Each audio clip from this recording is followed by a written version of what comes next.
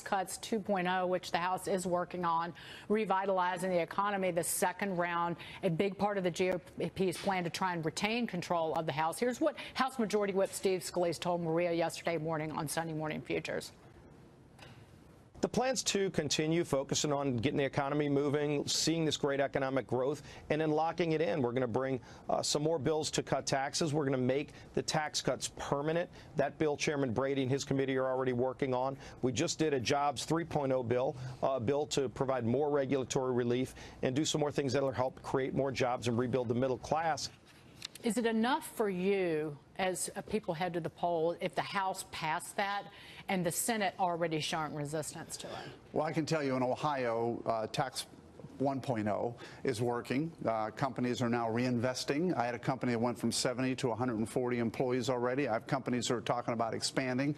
They're also giving bonuses out there. Employees are raising wages. So as I travel Ohio, people are very happy. Now, if we can lock that in, which is important, because the only reason it's not locked in is it's gimmicks in Washington. I mean, I'm a business guy. I always chuckle at some of these little gimmicks we have. We couldn't lock it in because of this rule or that rule. So let's lock it in. Let's make sure people have certainty and predictability.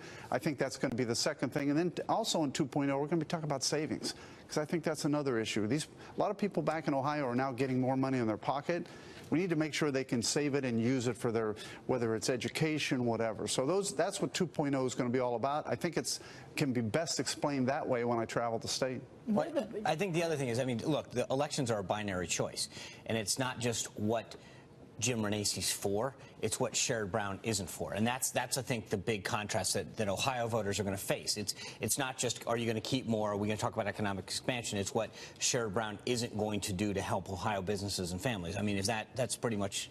Well, that's true, too. And I mean, there's polar opposites, because I'm running against somebody who didn't support the tax cuts bill. But not one Democrat voted for the tax cut. So, but then they were upset. You've heard this from Nancy Pelosi. But then they're upset that the individual tax cuts weren't permanent, and they keep.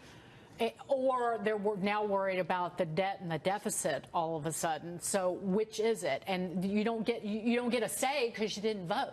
Right. And again, here's the issue for me. I came here as a businessman, and now I look at the numbers. 85% of our deficit are things unrelated to the tax cut. And the tax cut, actually, if it grows the economy, which it's doing, and we get sustained growth over 3%, then it'll pay for itself and it'll grow the economy and it'll pay the debt down. So that's the key. Speaking of which, we're going to get the first reading on second quarter growth.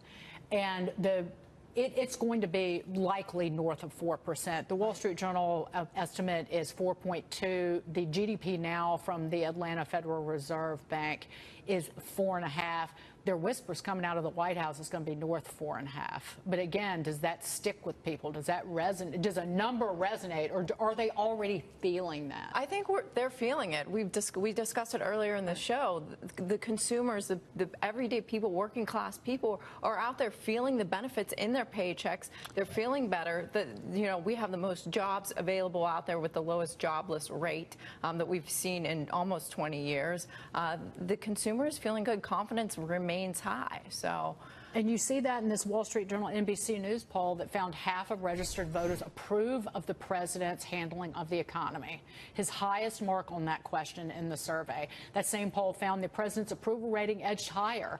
Even during the week, Lee Carter, when he came under criticism for his handling of that Helsinki summit with Russian President Vladimir Putin, the president's approval rating rose to 45%. That is the highest of his presidency. That is, and there's two reasons why. I think, number one, we can't forget the importance of the Supreme Court to the voters out there. I think Republicans will support the president almost no matter what, because that is so important to them. And the other thing is, I think Democrats really blew it big in the way that they responded to Helsinki and the president's comments, because while a lot of people were rightfully upset by what the president did say, he later tried to correct himself, I think that the hysteria that happened over that actually made people more likely to defend the president than anything else. So the Democrats, I really think, and the media really needs to learn how to balance their coverage and say, well, we might be concerned. We don't have to get hysterical over it if they want to make any moves here. It's also important to know, though, that even though these are pretty high rates, this isn't necessarily significant in that other presidents have had higher approval ratings at the same point. But I think it's telling. Real quick, Congressman, but we have potentially Vladimir Putin coming to the United States for another summit right before people go to the polls in November. Are you concerned about that? Not at all. I think this is, again, the president has to be able to negotiate even with some of the people that are enemies of us, and I think that's the key. So we'll continue to go, and as we said, this confidence is going to continue to build. I want to go back, whether you're a firefighter or a police officer, your 401ks and your pensions are going up, and that's positive.